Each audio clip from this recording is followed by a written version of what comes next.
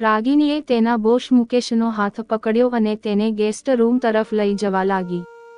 રૂમમાં પહોંચ્યા પછી તેને અંદરથી દરવાજો બંધ કર્યો અને મુકેશને ચોંટી ગઈ. આ બધું એટલી ઝડપથી થઈ રહ્યું હતું અને મુકેશ સમજી શકતો ન હતો કે શું કરવું. તે મૌન ઊભો રહ્યો અને રાગિની આગળ વધતી ચાલી ગઈ.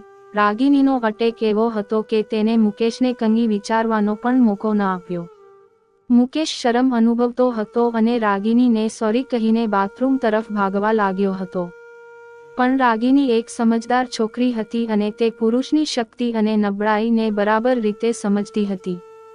રાગિનીએ તેને પલંગ પર બેસાડી દીધો. મુકેશમાં આનંદની લાગણી ફરી શરૂ થઈ.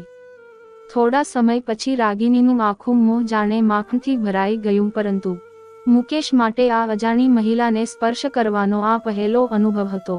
મુકેશને તેનાથી 15 વર્ષ નાની રાગિનીનો સ્પર્શ ખૂબ સારો લાગ્યો, પણ સાથે તેને તેના પતિ પર પણ દયા આવતી હતી અને ગુસ્સો પણ આવતો હતો કે તેને આવી સુંદર પત્ની પર પ્રેમ આવતો નથી.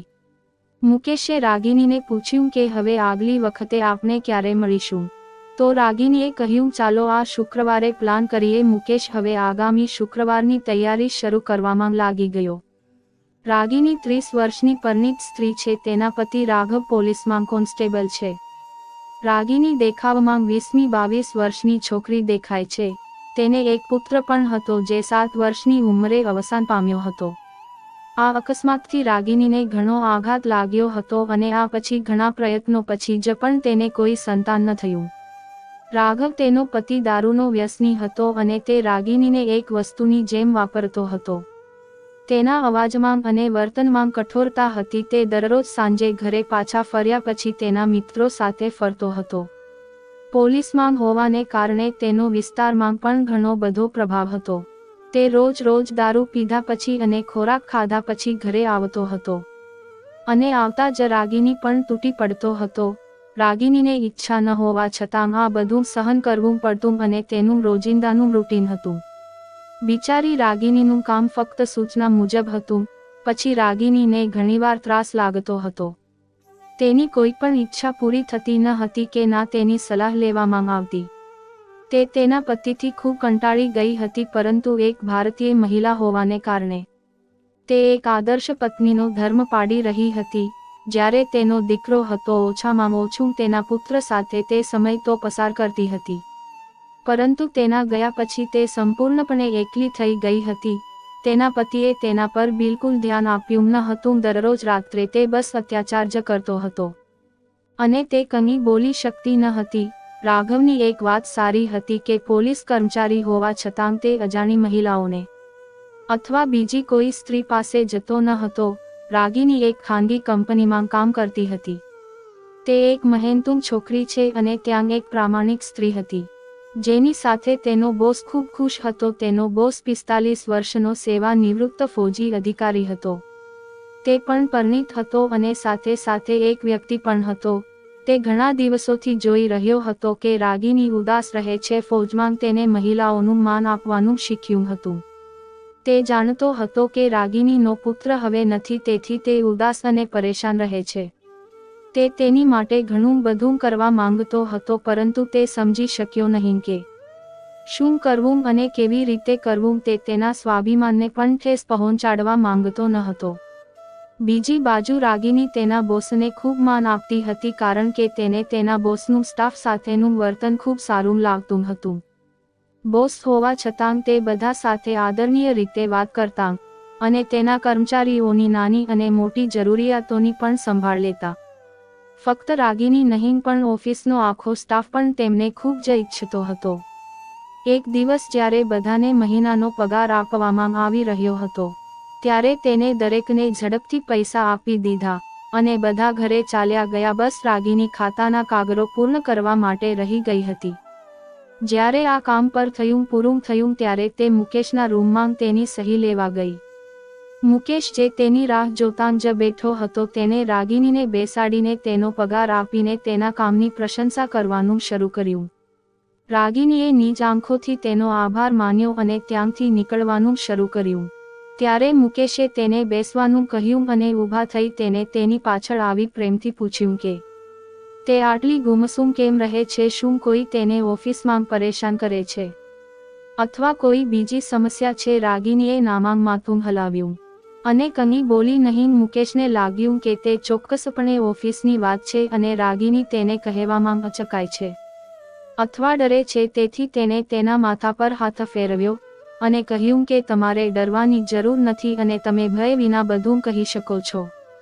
રાગિનીને કંઈ પણ કહ્યું નહીં અને ચૂપચાપ બેસી મુકેશ તેની સામે આવ્યો અને તેને થોડી પકડી અને તેને ઉપાડી અને તેની તરફ જોયું તો આંખોમાં આંસુ હતા. મુકેશને તેના ગાલમાંથી આંસુ સાફ કર્યા અને તેને ખૂબ જ પ્રેમથી તેની છાતી સાથે લગાવી લીધી.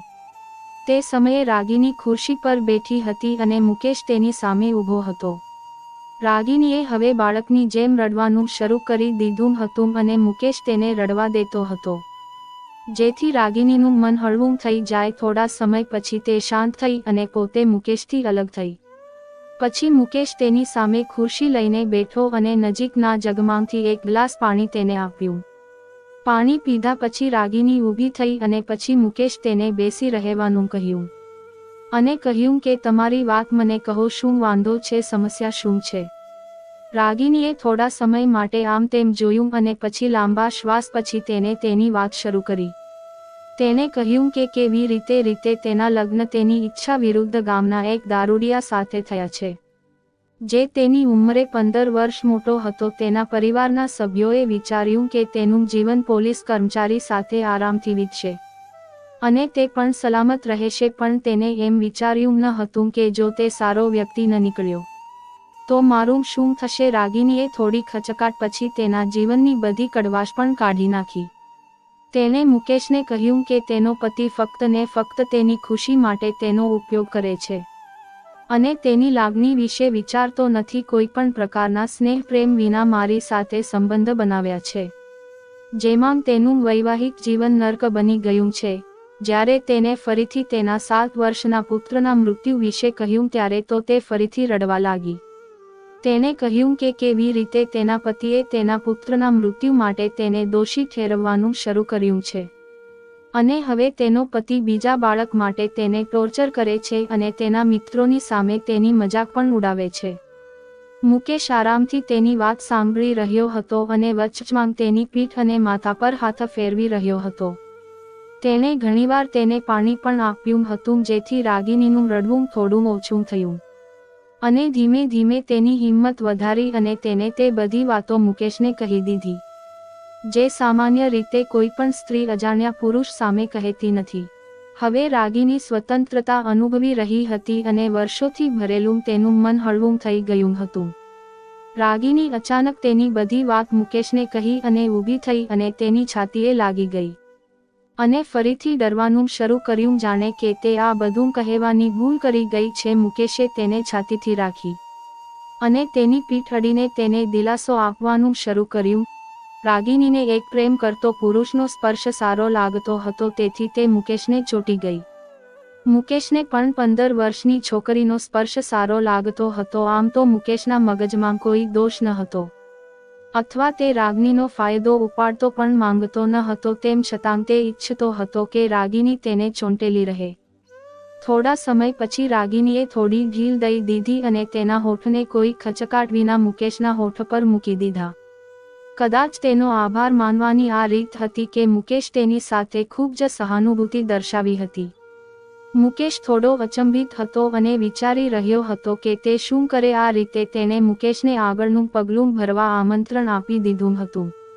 મુકેશે રાગિનીની આંખોમાં નજર નાખી અને કહ્યું કે આ પહેલાં કોઈ અજાણી મહિલા સાથે આ ક્યારેય કર્યું નથી અને હું આ વાતનો ફાયદો પણ ઉપાડવા માંગતો નથી. હવે રાગિનીને મુકેશ પર વધુ પ્રેમ આવ્યો હતો. તેને કહ્યું કે તમે ક્યાં મારો લાભ લઈ રહ્યા છો? હું પોતે તમને મારો પ્રેમ આપવા માંગુ છું. તમે એક સારા વ્યક્તિ છો, નહીં તો કોઈ બીજું ખુશીથી મારી ઇજ્જત લૂંટી લેશે. મુકેશે પૂછ્યું કે તે શું ઈચ્છે છે? રાગિનીએ કહ્યું પહેલા તમારા ગેસ્ટ રૂમમાં જઈશું, અમે ત્યાં વાતો કરીશું. ઓફિસનો રૂમ મહેમાનો માટે હતો જ્યાં ઓફિસને લગતો સ્ટાફ આવતો હતો. જેમાં કંપનીના અધિકારીઓ બહારથી આવતા હતા ત્યાં તેમની માટે તેમના રહેવાની બધી સુવિધાઓ ઉપલબ્ધ હતી. રાગિનીએ મુકેશનો હાથ પકડ્યો અને તેને ગેસ્ટ રૂમ તરફ લઈ જવાનું શરૂ કર્યું. જ્યારે તે રૂમમાં પહોંચી તો અંદરથી દરવાજો બંધ કર્યો.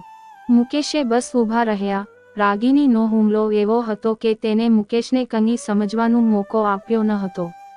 રાગિની એક સમજદાર છોકરી હતી અને તે પુરુષની શક્તિ અને નબળાઈ બંને સારી રીતે સમજતી હતી. તે મુકેશની પાછળ રૂમમાં ગઈ અને તેનો હાથ પકડીને બહાર લાવી. મુકેશ શર્મિંદા ઊભા હતા. રાગિનીએ તેને પલંગ પર બેસાડ્યા. થોડા સમય પછી રાગિનીનું મોં માખણથી ભરાઈ ગયું હતું. તે દિવસે બપોરના સવારે 1:30 વાગ્યા હતા.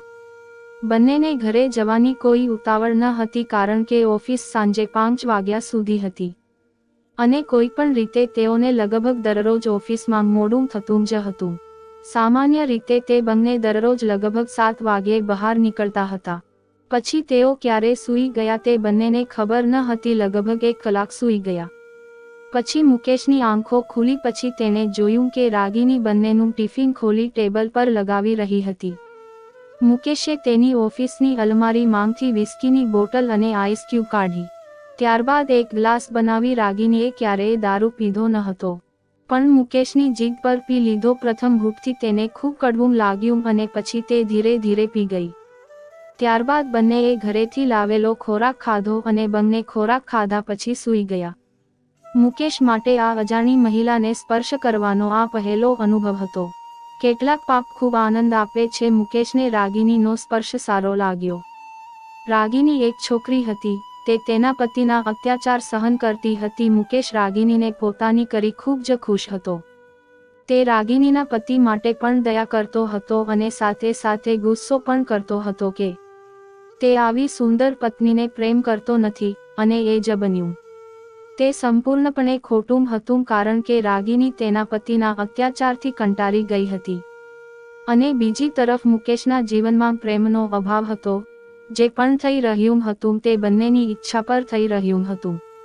મુકેશ પણ આ જ પરિસ્થિતિમાં આવી રહ્યો હતો. આ સમયે તે એક યોગ્ય શિક્ષિત માણસ કરતાં ભૂખ્યો જાનવર વધુ લાગી રહ્યો હતો. ટૂંક સમયમાં તે શાંત થયો અને બેજાન લાશની જેમ રાગિની બાજુમાં પડી ગયો. તેને પણ તેના જીવનમાં ક્યારેય આવો ભૂકંપનો અનુભવ કર્યો ન હતો. બંને પ્રેમાળ આંખોથી એકબીજાને જોતા હતા, જાણે એકબીજાનો આભાર કરે છે. તે પછી બંને સ્મિત કરવા લાગ્યા. ઘડિયાળમાં સાંજના 6 વાગવા આવ્યા હતા. પછી મુકેશે પૂછ્યું કે અમે આગલી વખતે ક્યારે સાથે મળીશું? તો રાગિની બોલી, આ શુક્રવારે. મુકેશ હવે આગામી શુક્રવારેની તૈયારી શરૂ કરી. તે ઈચ્છતો હતો કે આગલી વખતે જ્યારે તે રાગની સાથે હોય ત્યારે તે તેની સૌથી જૂની ઈચ્છા પૂરી કરી શકે. અને તે ઘણા વર્ષોથી કંઈક કરવાનો પ્રયાસ કરી રહ્યો હતો પણ કેટલાક કારણોસર તે વાત બની રહી ન હતી. તેને લાગ્યું કે કદાચ રાગિની તેને ખુશ કરવા માટે આ વાત માની જશે અને તે એ પણ જાણતો હતો કે તેની આ ઈચ્છા આટલા વર્ષથી તે માટે પૂરી નથી થઈ. ફરીથી મુકેશની થવા માંગતી હતી. તેને મુકેશને મળ્યાને 10 દિવસ થયા હતા. તે સ્વર્ણ દિવસ પછી તે ફરીથી મળ્યા ન હતા કારણ કે મુકેશને કેટલાક કામ માટે કાનપુર જવું પડ્યું હતું પરંતુ તે ગઈકાલે ઓફિસમાં આવવાનું હતું.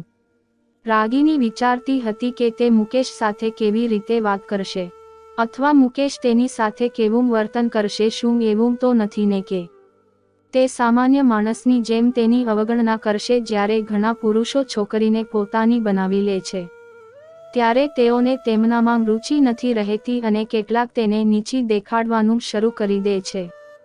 રાગિનીને કંઈક અંશે મૂંઝવણમાં હતી. રાગિની વહેલી સવારે જાગી અને પોતાને સારી રીતે તૈયાર કરી. તેને લાંબા સમય સુધી સારી રીતે સ્નાન કર્યું. તે દિવસે તેને લાઇટ ગ્રીન રંગની સિફોન સાડી પહેરી હતી અને તે અપ્સરા કરતાં ઓછી દેખાતી ન હતી. વારમાં જાસ્મીનનો ગજરો, આંખમાં સુરમો, લાલ બંગડીઓ, કાનમાં ઇયરિંગ્સ અને આંગળીઓમાં રિંગ અને તે એવી તૈયાર થઈ હતી જાણે કે તેના લગ્નની આજે પહેલી રાત હતી અને જાણે તે તેના પતિ માટે દુલ્હન બની હોય તૈયાર થઈ. જ્યારે તેને અરીસામાં પોતાને જોઈ ત્યારે તે શરમાતી હતી. જ્યારે તેના પતિએ તેને જોઈ ત્યારે તેને પૂછ્યું કે આટલી તૈયારી કરી ક્યાં જાય છે? રાગિનીએ કહ્યું કે આજે ઓફિસમાં એક જૂથ ફોટો સેશન છે તેથી દરેકને તૈયાર રહેવું પડશે ને. હંમેશાની જેમ તેના પતિએ તેને બાઇક પર છોડી દીધી. અને તે તેના કામ પર ચાલ્યો ગયો. રાગિનીએ તેના પતિને કહી દીધું કે મને આવવામાં મોડું થઈ શકે છે કારણ કે જૂથ ફોટો પછી જમવાનું પણ છે.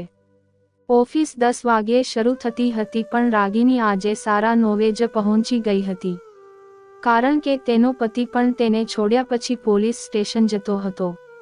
રાગિની ખાસ કરીને તેના બોસ મુકેશનો રૂમ ઠીક કર્યો અને છેલ્લા 10 દિવસોની બધી ફાઇલો અને રિપોર્ટ સારી રીતે સર્ચ કરી અને તેને મુકેશના ટેબલ પર મૂક્યા હતા. થોડા સમયમાં બાકીના લોકો પણ આવવા લાગ્યા. દરેક વ્યક્તિએ રાગિની ખૂબ પ્રશંસા કરી અને પૂછવાનું શરૂ કર્યું કે આજે કંઈક ખાસ છે. રાગિનીએ કહ્યું કે તેને હમણાં કંઈ પણ ખબર નથી, પણ ખબર નહીં આજનો દિવસ તેના માટે ખાસ બની જાય. આમ તો રાગિની વાતોનો અર્થ કોઈ સમજી શક્યું નહીં.